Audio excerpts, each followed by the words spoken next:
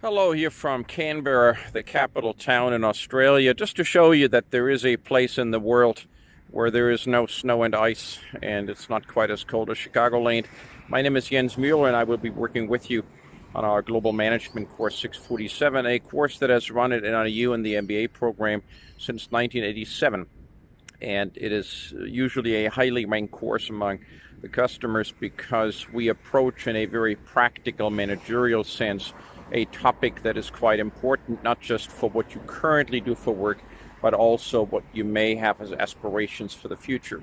And that is how to interact in global markets and with global firms. It's probably quite hard for you right now to find any industry where you do not either have a lot of foreign employees, a foreign supply line, foreign competitors, or where there is money in foreign markets. And there's always more money outside a country than in a given country. And like bank robbers rob banks because that's where the money is, good traders look at global opportunities because that's where the money is.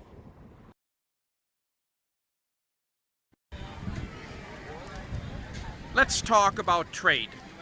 Here at the gateway of India in Mumbai, clearly a sign from times where trade was not fair. It was not something that was done for the benefit of the trading nations, but it was for the benefit of the one nation, the one that was the colonial overlord. We now expect that trade agreements are fair, that trade agreements allow both countries to benefit, that trade agreements allow countries to focus on what they do best, the efficiencies that they have in order to export their efficient product and trade that for products other countries provide that are then efficient for them. That means that you focus on industries where you have an advantage, you then use those industries and you create an advantage in other countries who want to buy your product that is of high quality, well made, cheaply priced, efficiently produced. That means that countries need to decide in what business they want to be.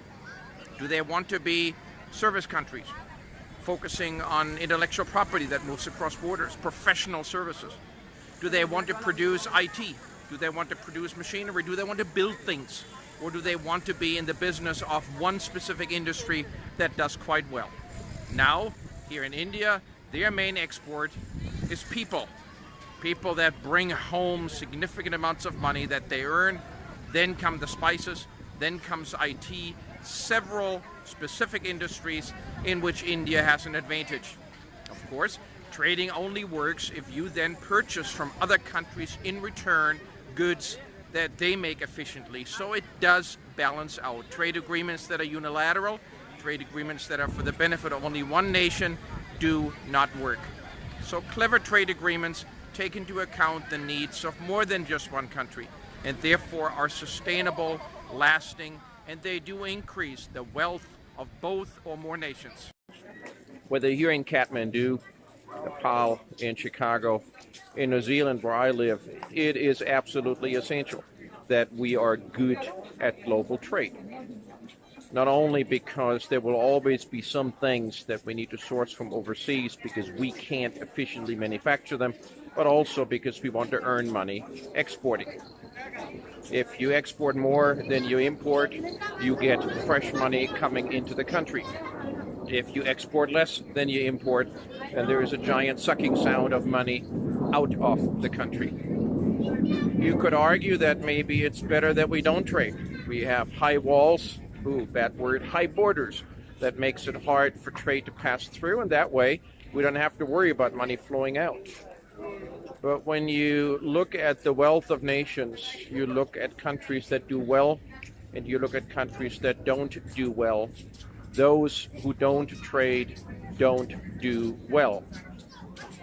And there's a reason for that. If you primarily deal with yourself in your own country, you trade money back and forth with providers in your own country within your borders, you essentially turn the same money around several times. That means that at some point, once you deduct taxes, you will be poorer than before. If you export, you have something that you make of a sufficient quality and you are efficient at doing it, then you will earn money because the market outside a country is always bigger than the market inside a country. So it is important for us to reflect on and work through what it will take to be globally effective.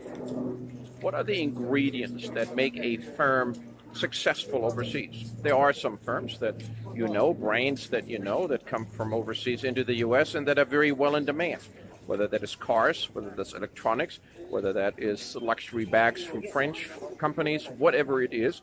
For whatever reason, they are high in demand, they command a high price, and those companies earn money in the US. We have some US firms that export very well. They bring money back in. If you look at export of education, we have many foreign students that come to the U.S., number fewer now than a couple of years ago, for obvious reasons. But as we are generally inviting, and we like to have people come in from outside the country, then we have people who come to the U.S., learn here, and leave money here. That's an export. So we will talk about the quality of relationships that are required in order to be good at importing and exporting. But we will need to talk about what it takes to trade well. Clearly, you need relationships with countries so that they open their markets and that you then have access to the markets. In return, they expect that you open your own markets. That, over time, results for many countries in somewhat of a balance. Even small countries like New Zealand and the South Pacific, nearest to 50 million penguins as a market, has a reasonably balanced trade balance. Other countries do not. Japan is an exporter, Germany is an exporter, China is an exporter, the US is an exporter, but we import so much and we export so little in comparison that we are left poor at the end. And the question then arises what we need to do in countries to have relationships with other countries that allow trade. When you came into your first destination here, you cracked open your blue passport at border control and they accepted that. They accepted your passport as a passport that allows you to enter the country because there is an agreement with the U.S. If you fall ill on your trip, if you need consular assistance because you get arrested for being drunken and disorderly and the other things that can happen, then there is a process for that the country and the U.S. have agreed upon. We have repatriation of citizens. We have extradition agreements. We have the Hague Convention that does not allow for children to be moved out of a country while there are court proceedings. We have all sorts of agreements between countries. And based on those agreements, countries interact. That extends to trade as well. So the way this course will run is that we have a blended delivery. You will, in your first stop, see some companies. We will then, on a Wednesday, move to the next stop, and we will see some more companies and executives and leaders, some American, some local. And we will make sure that this is a management group class, a board meeting class, not a lecture class. That means that we have some video materials available for you before you leave. Those are reasonably fresh, a couple of years old, they're updated, and they give you a good foundation of some of the topics we will talk about. We will then meet in your first stop and your second stop, and we will make sure that there is time for some class time on the road so we can walk through some of the topics. And ultimately, I want you to understand that trade, global trade and relationships don't come automatically. They come from hard work, they come from being together, they come from respecting a country and therefore ultimately having the ability to open markets. The purpose here is that we want to get you to a level of competence that makes you competent, able, and successful in a market that clearly, for nearly all industries, now includes a global component. You couldn't operate the healthcare system in the U.S. without having people coming in from outside the country to provide some of the staffing resource. We couldn't build many of the things we build if there wasn't a market in Europe and Asia where we can sell billions of dollars worth of goods and therefore have the resources to invent and to innovate. And for some of you, it might very well be that a career in Wheaton or a career in Naperville or a career in downtown Chicago is not the ultimate that you're aspiring to, but that you're looking at the opportunities of going overseas to then take advantage of expatriate opportunities there. This course is intended to create practical outcomes. It is not a research module. It is a management conversation, so this will be highly interactive, and we will go through a number of key issues, some of them quite contentious right now in politics especially, to make sure that we all understand what the requirements are for not just any trade, but successful trade. Think for a moment that most American firms that do export will earn a lot more, have a much higher margin on the same goods they make in the same factory for U.S. consumption when it is then shipped to overseas customers, because they would value American-made goods higher than they would other goods. So the export potential is not just to sell, it is also to contribute quite heavily to the bottom line profits of American firms. So when we, especially now in a fairly politically charged environment, talk about that some American firms will see a reduction of income from their operation in China, in Europe and elsewhere, then that is not just an X% loss of sales. It is a exponential loss of profits, because usually with export sales, higher profits attach. So let's look at the fairness for a moment of trading.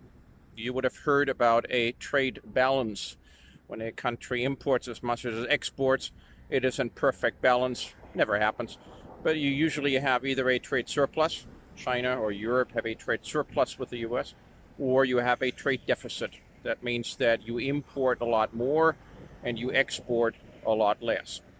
That means we have a giant sucking sound, the Ross Perot sucking sound from years ago, out of the US, with dollars being sent overseas to pay for the goods that we import, while a lot less dollars, fewer dollars, come back in to the US from the sale of our exports. Now, you can probably argue that from time to time we run a little over, and from time to time we have a little surplus. That's like your checking account at home. But the US for the last 20, 30 years has had a trade balance deficit, a significant deficit of between $30 and $50 billion, now wait, per month. That's essentially $500 billion plus per year. That trade deficit has accelerated sharply over the last 6 to 9 months, because we now see that it is harder for American firms to position themselves overseas given the political acrimony that exists, while at the same time American consumers still want to buy stuff that they believe is good value for their money, and they don't want to be told to buy in the US. They want to get their Bosch mixers, they want to get their Italian coffee makers, they want to get their German cars, and they want to get cheaply made clothes in China, Malaysia, Cambodia, and so forth. So when we have a significant trade balance deficit, politics weighs in. And politics has a nasty way to influence markets, or attempt to. It's never really worked. And if you look at countries that use politics in order to affect trade, you usually have a declining trade with other countries. And then we very quickly come to the poor nations in the world, and we end up in North Korea and Cuba, where you have very, very little trade, and you have terrible conditions under which people live or suffer. In business schools, we wrestle with how we can make assessments practical. And I think all of you would have a eyelid-dropping moment where you would argue that a multiple choice question is clearly not the way to test in an MBA program, that an essay is really not helpful in forming good thoughts that help you with a new career. So we will also work on some alternative, quite innovative, and in the recent past certainly quite successful assessment formats.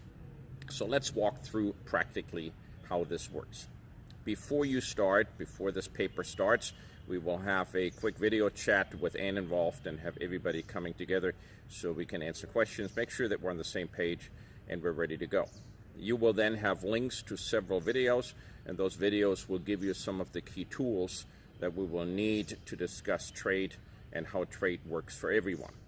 Those videos will then be supported with your scheduled evening hours, weekend hours, whatever works, of video sessions so that I can answer questions, we can have a dialogue, and we start to gel together with wherever you are with your opinion on trade, but at least it's then a fact-based opinion. When we go on the road, we will hit 2 towns. We will go to Skopje in Macedonia. We will go to Vienna.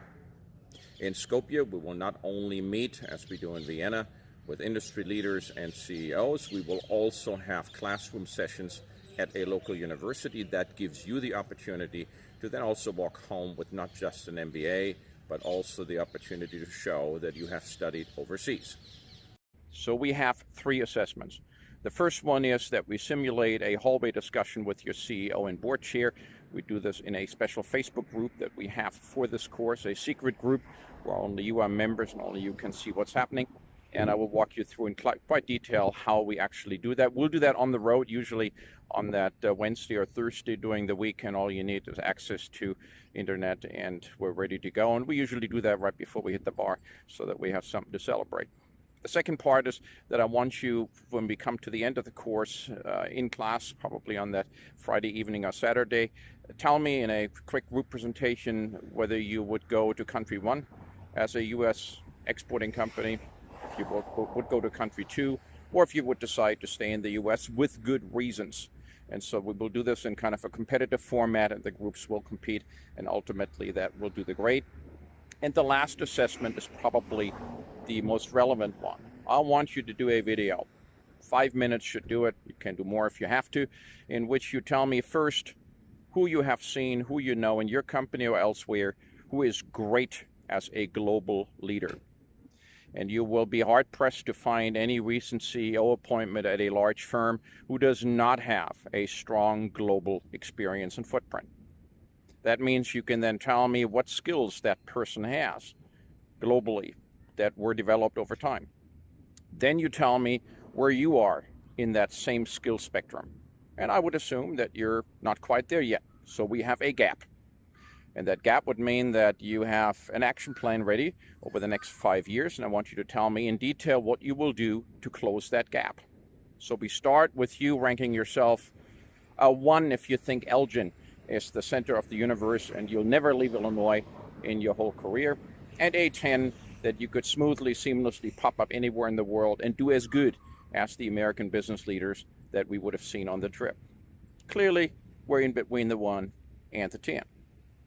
Then you tell me what good leaders need. You find examples for that. 2 should do it.